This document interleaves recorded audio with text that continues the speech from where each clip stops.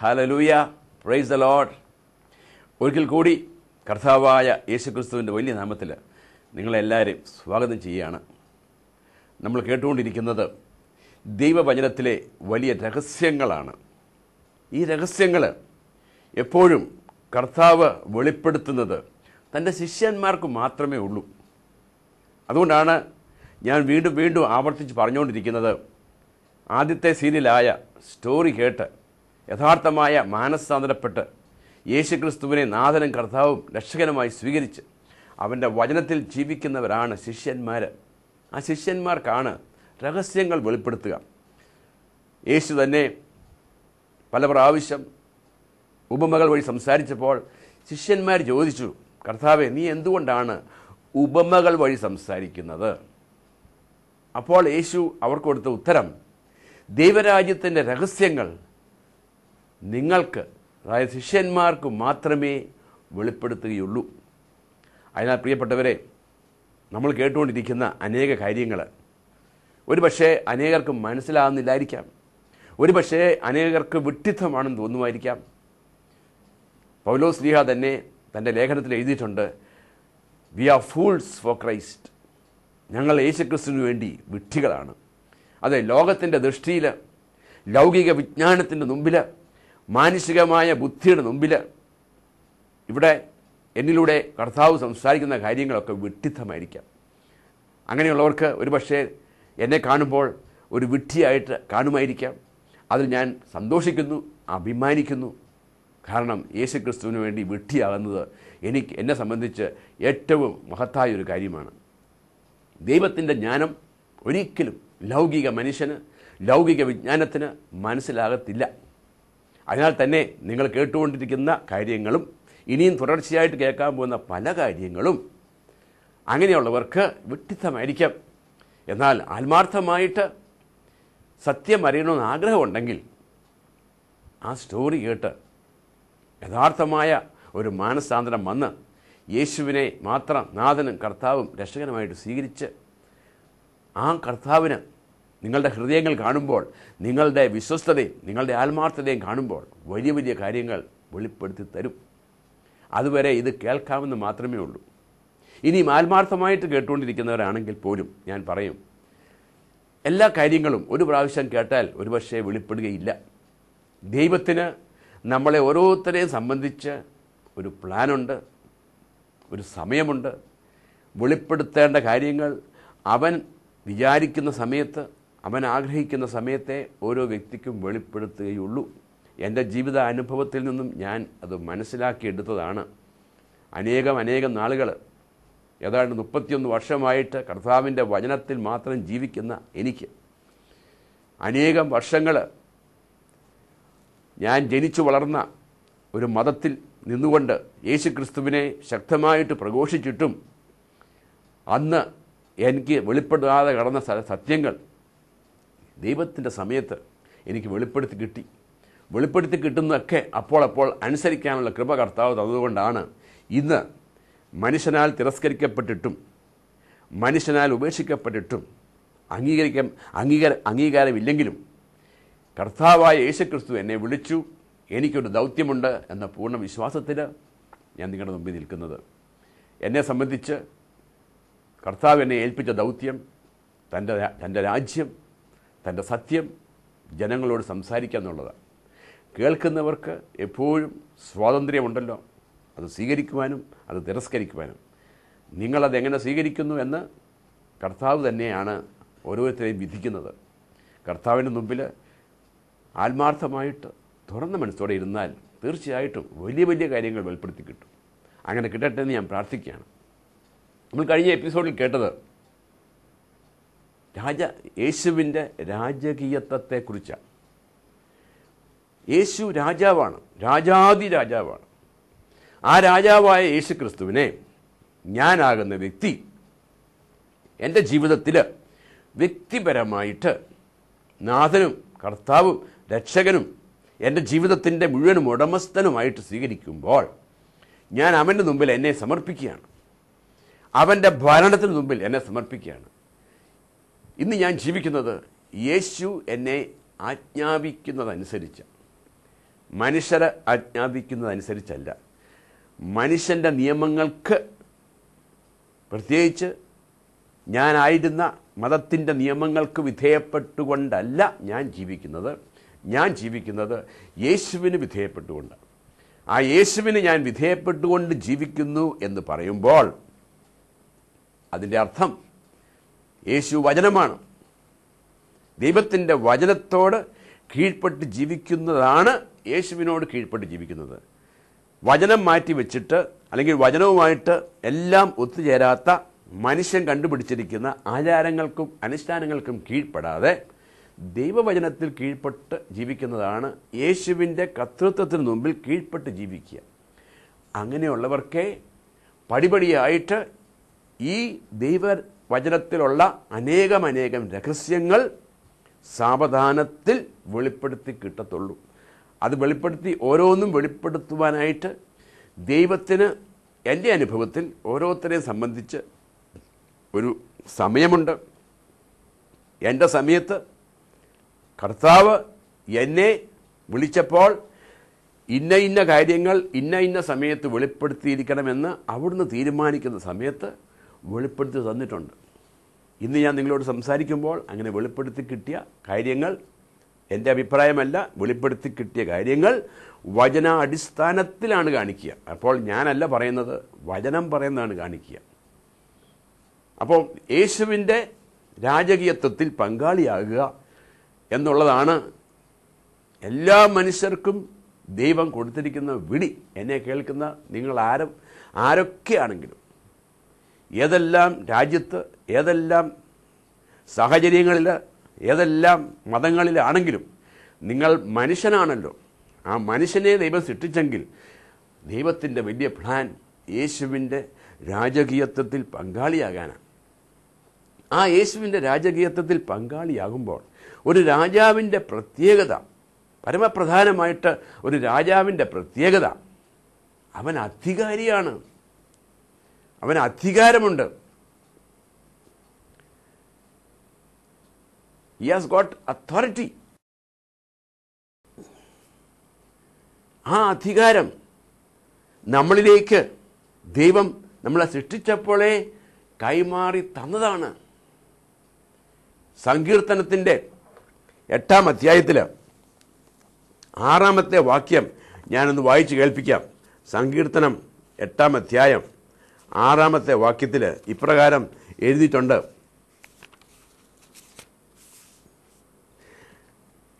ദൈവത്തോട് സങ്കീർത്തകൻ പറയുകയാണ്, അങ്ങ് സ്വന്തം കരവേലകൾക്കുമേൽ അവന്, അതായത് മനുഷ്യന് ആധിപത്യം നൽകി എല്ലാറ്റിനെയും അവൻ്റെ പാദത്തിൽ കീഴിൽ ആക്കി. ഇത് തന്നെയാണ് ഉൽപ്പത്തി പുസ്തകത്തിൽ മനുഷ്യനെ ദൈവം സൃഷ്ടിക്കുമ്പോൾ ദൈവം പറയുന്നു, നമുക്ക് നമ്മുടെ ഛായയിലും നമ്മുടെ സാദൃശ്യത്തിലും മനുഷ്യനെ സൃഷ്ടിക്കാം. അവന് ഈ ലോകത്തിൻ്റെ മേൽ, ഈ ഭൂമിയുടെ മേൽ എല്ലാ അധികാരവും എല്ലാ ആധിപത്യവും ഉണ്ടാകട്ടെ. ഇത് ദൈവം മനുഷ്യന് കൊടുത്തതാണ്. എന്നാൽ ഈ അധികാരം മനുഷ്യന് എപ്പോഴും കാണണമെങ്കിൽ അത് കൊടുത്ത ദൈവവുമായിട്ട് വ്യക്തിപരമായ ഒരു സ്നേഹബന്ധം ഉണ്ടായിരിക്കണം. രാജാവായ യേശുവുമായിട്ട് ഒരു വ്യക്തിപരമായ ഒരു സ്നേഹബന്ധം ഉണ്ടായിരിക്കണം. യേശുവിൽ നിന്നും വിച്ഛേദിക്കപ്പെട്ട് യേശുവിനോട് വിധേയപ്പെടാതെ, യേശുവിൻ്റെ വചനത്തോട് വിധേയപ്പെടാതെ മനുഷ്യൻ്റെ ആചാരങ്ങൾക്കും അനുഷ്ഠാനങ്ങൾക്കും മനുഷ്യൻ്റെ നിയമങ്ങൾക്കും വിധേയപ്പെട്ട് മനുഷ്യനെ ഭയപ്പെട്ട് ദൈവത്തെ കാര്യം കാണാൻ വേണ്ടി ഒരു ഉപകരണമാക്കിക്കൊണ്ട് ജീവിക്കുന്നവർക്ക് ദൈവവുമായിട്ട് വ്യക്തിപരമായ ബന്ധമില്ല. കാരണം ദൈവവചനം അവരുടെ ജീവിതത്തിലില്ല, യേശുവുമായിട്ടൊരു ബന്ധമില്ല. അതിനാൽ തന്നെ ഈ അധികാരം അവരിൽ കാണത്തില്ല. ആദ്യത്തെ മനുഷ്യൻ ഈ അധികാരം നഷ്ടപ്പെടുത്തി. പിശാച് പറഞ്ഞത് കേട്ടു. ദൈവം പറഞ്ഞതിന് നേരെ വിരുദ്ധമായിട്ട് പിശാച് പറഞ്ഞു. ദൈവം പറഞ്ഞു, നീ ഈ തോട്ടത്തിലെ ഏത് കനിയും ഭക്ഷിച്ചോ, പക്ഷേ നന്മതിന്മകളുടെ വൃക്ഷത്തെ എന്നുള്ള കനി ഭക്ഷിക്കരുത്. എന്നാൽ പിശാച് പറഞ്ഞു, നീ അത് ഭക്ഷിച്ചോളൂ. ദൈവം പറഞ്ഞു, നീ അത് ഭക്ഷിച്ചാൽ മരിക്കും. പിശാച് പറഞ്ഞു, നീ അത് ഭക്ഷിച്ചാൽ മരിക്കത്തില്ല. അതിന് പകരം നീ ദൈവത്തെ പോലെയാകും. രണ്ട് സ്വരം കേൾക്കുന്നു. മനുഷ്യൻ ദൈവവചനത്തെ തിരസ്കരിച്ച് പിശാച് പറഞ്ഞത് കേട്ടു. അങ്ങനെ ജീവന്റെ വൃക്ഷമായ യേശുവാകുന്ന ദൈവവചനമാകുന്ന ആ ദൈവത്തിൽ നിന്നും വിച്ഛേദിക്കപ്പെട്ടു. അവൻ മരിച്ചു എന്ന് പറയുമ്പോൾ മരണം, ആ വിധത്തിലുള്ള മരണം, ഒരു വിച്ഛേദിക്കപ്പെട്ട അവസ്ഥ, ദൈവത്തിൽ നിന്നും വിച്ഛേദിക്കപ്പെട്ട അവസ്ഥ. അവൻ ആത്മാവ് മരിച്ചു. അതോടുകൂടി അവൻ്റെ അധികാരവും പോയി, ദൈവം കൊടുത്ത അധികാരവും പോയി, ശക്തിയും പോയി, മഹത്വവും പോയി, ബഹുമാനവും പോയി. ഇത് മുഴുവൻ പിശാച് മോഷ്ടിച്ചെടുത്തു. അതുകൊണ്ടാണ് യേശു ക്രിസ്തുവിനെ ഈ ഭൂമിയിൽ വെച്ച് പിശാച് ഒരു ഉയർന്ന മലയിലേക്ക് കൊണ്ടുപോയിട്ട് സർവ്വരാജ്യങ്ങളും ക്ഷണജനം കൊണ്ട് കാണിച്ചു കൊടുത്തിട്ട് പറഞ്ഞു, ഇതിൻ്റെ മേലെല്ലാ അധികാരവും എനിക്ക് തന്നിരിക്കുന്നു. പിശാച് യേശുവിനോട് പറഞ്ഞതാ, നീ കാണുന്ന ഇത് മുഴുവനും എൻ്റെതാണ്. കാരണം ഇവയുടെ എല്ലാം മേൽ ഉള്ള അധികാരം എനിക്ക് നൽകപ്പെട്ടിരിക്കുന്നു. ദൈവം കൊടുത്തിട്ടില്ല. ദൈവം അധികാരം കൊടുത്തത് മനുഷ്യനാണ്. മനുഷ്യൻ ഇത് പിശാചിൻ്റെ കീഴിലേക്ക്, പിശാച് പറഞ്ഞ വചനം അനുസരിച്ചപ്പോൾ അവൻ്റെ കീഴിലായി, അവൻ്റെ അധികാരത്തിലായി. അപ്പോൾ മനുഷ്യൻ്റെ അധികാരം എല്ലാം പിശാച് എടുത്തു. എന്നിട്ട് അത് കൊടുത്ത ദൈവത്തെ നോക്കിക്കൊണ്ട് വെല്ലുവിളിക്കുകയാണ്. ഈ കാണുന്ന എല്ലാറ്റിൻ്റെയും മേലുള്ള അധികാരം എനിക്കുള്ളതാണ്, അതെനിക്ക് നൽകപ്പെട്ടിരിക്കുന്നു. പ്രിയപ്പെട്ടവരെ, ഇതൊരു സത്യമാണിത്. യേശു വന്ന് ഈ ഭൂമിയിലേക്ക് വന്നിട്ട് മനുഷ്യന് വേണ്ടി, അവൻ്റെ പാപത്തിനു വേണ്ടി, അവൻ്റെ ശാപത്തിനു വേണ്ടി, അവനെ പിശാചിൻ്റെ അടിമത്തത്തിൽ നിന്നും രക്ഷിക്കുവാൻ വേണ്ടി, മനുഷ്യൻ്റെ ശിക്ഷ ആകുന്ന മരണം, എന്നേക്കുമായിട്ടുള്ള മരണം യേശു ആ കുരിശിൽ വഹിച്ചുകൊണ്ട്, യേശു ആ കുരിശിൽ നമുക്ക് വേണ്ടി അവൻ്റെ വിലയേറിയ രക്തം ചിന്തിക്കൊണ്ട് മരിച്ച് അടക്കപ്പെട്ട് ഉത്ഥാനം ചെയ്തപ്പോൾ അവൻ പിശാചിൻ്റെ മേൽ വിജയം പ്രാപിച്ചു. അവൻ പിശാചിനെ നിരായുധമാക്കി. പിശാച് പറഞ്ഞു, എല്ലാ അധികാരവും എനിക്കുള്ളതാണ്. അവനിൽ നിന്നും അധികാരം യേശു തിരിച്ചെടുത്തു. ഈ സ്ട്രിപ്റ്റ് the devil.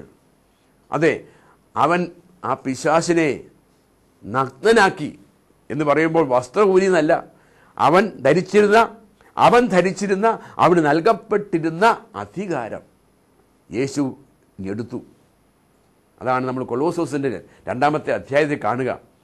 Jesus took back the authority. എന്നിട്ടാണ് യേശു മത്തായിയുടെ സുവിശേഷത്തിൽ പറയുന്നത്, സ്വർഗത്തിലും ഭൂമിയിലുമുള്ള എല്ലാ അധികാരവും എനിക്ക് നൽകപ്പെട്ടിരിക്കുന്നു. അതിനാൽ എൻ്റെ ശിഷ്യന്മാരെ, നിങ്ങൾ പോകുക, നിങ്ങൾ പോയി എല്ലാ ജനതകളെയും ശിഷ്യപ്പെടുത്തുക. അതിനുശേഷം പിതാവിൻ്റെയും പുത്രൻ്റെയും പരിശുദ്ധാത്മാവിന്റെ നാമത്തിൽ അവരെ സ്നാനപ്പെടുത്തുക. ലൂക്കായുടെ സുവിശേഷത്തിൽ 10-ാം അധ്യായത്തിൽ 19-ാം വാക്യത്തിൽ നമ്മൾ കാണുന്നുണ്ട്. ശിഷ്യന്മാരെ വിളിച്ചിട്ട് പറയുന്നു, ഇതാ ശത്രുവിൻ്റെ മേലുള്ള എല്ലാ അധികാരവും ഞാൻ നിനക്ക് നൽകിയത്. Behold I give you authority.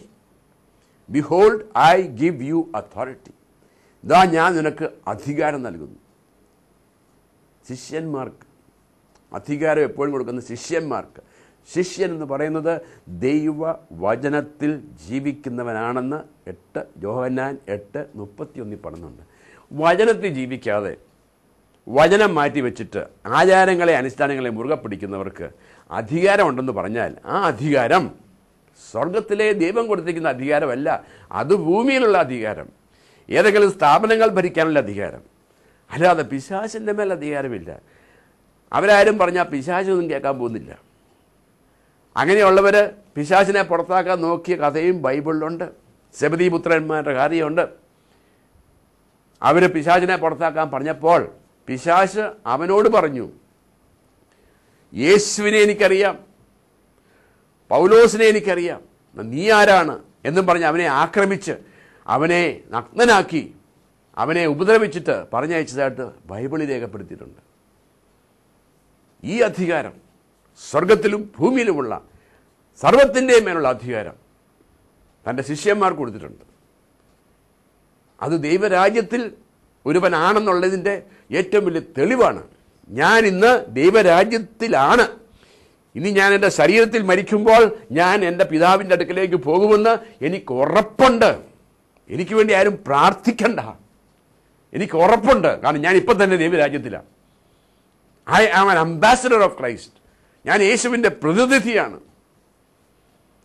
ആരെങ്കിലും എനിക്ക് വേണ്ടി പ്രാർത്ഥിച്ചിട്ടല്ല ഞാൻ സ്വർഗത്തിൽ പോകുന്നത്. ഞാൻ ഇപ്പം തന്നെ സ്വർഗത്തിലാണ്. സ്വർഗത്തിലെ ഒരു സിറ്റിസനാണ്, ഒരു പൗരനാണ്. യേശുവിൻ്റെ അതേ അധികാരമുണ്ട്. അതിൻ്റെ തെളിവ് ഞാൻ ആജ്ഞാപിച്ച പിശാച് പുറത്ത് പോന്നു. ഈ അധികാരം ഇത് ശിഷ്യന്മാർക്ക് മാത്രമുള്ളതാണ്, മറ്റുള്ളവർക്കുള്ളതല്ല. അങ്ങനെ ഒരു സംഗതി ഇവിടെ രേഖപ്പെടുത്തിയിട്ടില്ല. പ്രിയപ്പെട്ടവരെ, ഉത്ഥിതനായ യേശു ഉത്ഥാനത്തിന് ശേഷം തൻ്റെ ശിഷ്യന്മാരടക്കം വന്നിട്ട് പറഞ്ഞു, നിങ്ങൾ പരിശുദ്ധാത്മാവിനെ സ്വീകരിക്കുവിൻ. അവരുടെ മേൽ ഊതി. ഈ ദൈവം ഊതുന്നത് ഉൽപ്പത്തി 2 മനുഷ്യനെ സൃഷ്ടിക്കുമ്പോഴാണ്. ആ ഊതുന്നതാണ് ദൈവത്തിൻ്റെ ജീവൻ. ആ ജീവനാണ് പാപനിമിത്തം നഷ്ടപ്പെട്ടു പോയത്. ആ ജീവൻ വീണ്ടെടുക്കാൻ വേണ്ടി കാൽവരി മലയിൽ മരിച്ച് അടക്കപ്പെട്ട് ഉത്ഥാനം ചെയ്തപ്പോൾ പാപത്തിൻ്റെ മേലും ശാപത്തിൻ്റെ മേലും പിശാചിൻ്റെ മേലും ഒക്കെ വിജയം പ്രാപിച്ച യേശു ഇതാ വീണ്ടും വന്ന് അതേ ദൈവം ശിഷ്യന്മാരുടെ മേൽ ഊതിക്കൊണ്ട് പറഞ്ഞു, നിങ്ങൾ പരിശുദ്ധാത്മാവിനെ സ്വീകരിക്കുവിൻ, ദൈവത്തിൻ്റെ ജീവൻ സ്വീകരിക്കുവിൻ. എൻ്റെ പിതാവ് എന്നെ അയച്ചതുപോലെ ഞാൻ നിങ്ങളെ അയക്കുന്നു. ഇന്നു മുതൽ ഞാൻ ഇനിയും സ്വർഗത്തിലേക്ക് തിരികെ പോകുമ്പോൾ എൻ്റെ സ്ഥാനത്ത് എൻ്റെ പ്രതിനിധികളായിട്ട് എൻ്റെ ദൗത്യം തുടരാൻ വേണ്ടി നിങ്ങളിതാ ദൈവത്തിൻ്റെ ജീവൻ സ്വീകരിക്കുവിൻ. എൻ്റെ പിതാവ് എന്നെ അയച്ചതുപോലെ ഞാൻ നിങ്ങളെ അയക്കുന്നു. നിങ്ങൾ ലോകമെങ്ങും പോയി സുവിശേഷം പ്രസംഗിക്കുക. വിശ്വസിക്കുന്നവരോട് ഈ അടയാളങ്ങൾ ഉണ്ടായിരിക്കും. അവർ എൻ്റെ നാമത്തിൽ പിശാചുക്കളെ പുറത്താക്കും. അവർ രോഗികളുടെ മേൽ കൈകൾ വെച്ചാൽ അവർ സൗഖ്യം പ്രാപിക്കും. ഇതാണ് എൻ്റെ ജീവിതത്തിൽ ഞാൻ കാണുന്നത്. അതുപോലെ അനേകം ദൈവദാസന്മാർ ലോകത്തിൻ്റെ പലഭാഗത്ത് ഈ അനുഭവത്തിൽ ഉള്ളവരുണ്ട്. അതാണ് യേശുവിൻ്റെ യഥാർത്ഥ സഭ. അത് മനുഷ്യർക്ക് മനസ്സിലാകാത്ത വിധത്തിൽ പിശാച് അവരുടെ മനസ്സുകളെ, അവരുടെ ആത്മീയ കണ്ണുകളെ അന്ധമാക്കിയിരിക്കുകയാണ്. ഇതൊക്കെ ഞങ്ങളെപ്പോലെ ഇതൊക്കെ പ്രസംഗിക്കുന്നവരെ വിമർശിച്ചുകൊണ്ടും വെറുത്തുകൊണ്ടും എതിർത്തുകൊണ്ടും നടക്കുന്നു. ഇതാണ് സങ്കടകരമായ ഒരവസ്ഥ. സത്യം ഇതാണ്. യേശു പറഞ്ഞു, എൻ്റെ പിതാവ് എന്നെ അയച്ചതുപോലെ ഞാൻ നിങ്ങളെ അയക്കുന്നു. പിതാവ് യേശുവിനെ എങ്ങനെ അയച്ചത്? ലൂക്കായുടെ സുവിശേഷത്തിൽ 4-ാം അധ്യായത്തിൽ 18-ാമത്തെ വാക്യത്തിൽ വായിച്ചാൽ കാണാം. അവിടെ യേശു സ്നാനപ്പെട്ട് കഴിഞ്ഞിട്ട് സിനഗോഗിൽ പോയി ഇന്നപ്പോൾ അവർ യേശയ്യായുടെ പുസ്തകം എടുത്തു കൊടുത്തു. അപ്പോൾ അവിടെ യേശു വായിക്കുകയാണ്, കർത്താവിൻ്റെ ആത്മാവ് എൻ്റെ മേലുണ്ട്, ദരിദ്രരെ സുവിശേഷം അറിയിക്കുവാനും അവിടെ തന്നെ അഭിഷേകം ചെയ്തിരിക്കുന്നു, ബന്ധിതർക്ക് മോചനവും അന്ധർക്ക് കാഴ്ചയും അടിച്ചമർത്തപ്പെട്ടവർക്ക് സ്വാതന്ത്ര്യവും കൊടുക്കുവാനായിട്ട്. പിതാവ് യേശുവിനെ എങ്ങനെ അയച്ചു? ബന്ധിതർക്ക് മോചനം കൊടുക്കാൻ, പിശാചിനാൽ ബന്ധിക്കപ്പെട്ടവർക്ക്, പിശാചിനാൽ അടിച്ചമർത്തപ്പെട്ടവർക്ക് മോചനം കൊടുക്കുവാൻ ഉള്ള അധികാരം പിതാവ് യേശുവിന് കൊടുത്തത്. യേശു യോഹന്നാൻ 20:22 പറയുന്നു, എൻ്റെ പിതാവ് എന്നെ എപ്രകാരം അയച്ചുവോ അപ്രകാരം ഞാൻ നിങ്ങളെ അയക്കുന്നു. പ്രിയപ്പെട്ടവരെ, ഇതാണ് അധികാരം. ഇതേക്കുറിച്ച് നമുക്ക് തുടർന്ന് കേൾക്കാവുന്നതാണ്. അതുവരെ നിങ്ങൾ പ്രാർത്ഥനാപൂർവ്വം ഇരിക്കണമെന്ന് യേശുനാമത്തിൽ ഞാൻ പ്രാർത്ഥിക്കുന്നു. ആമേൻ.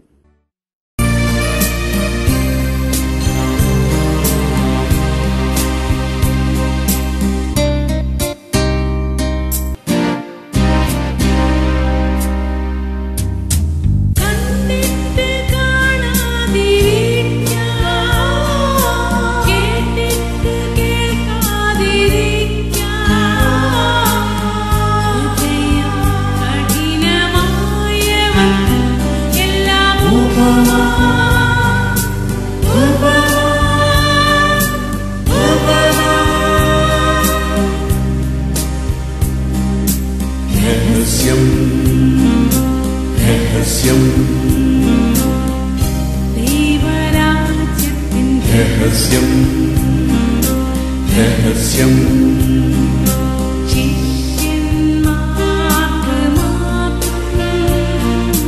രഹസ്യം രഹസ്യം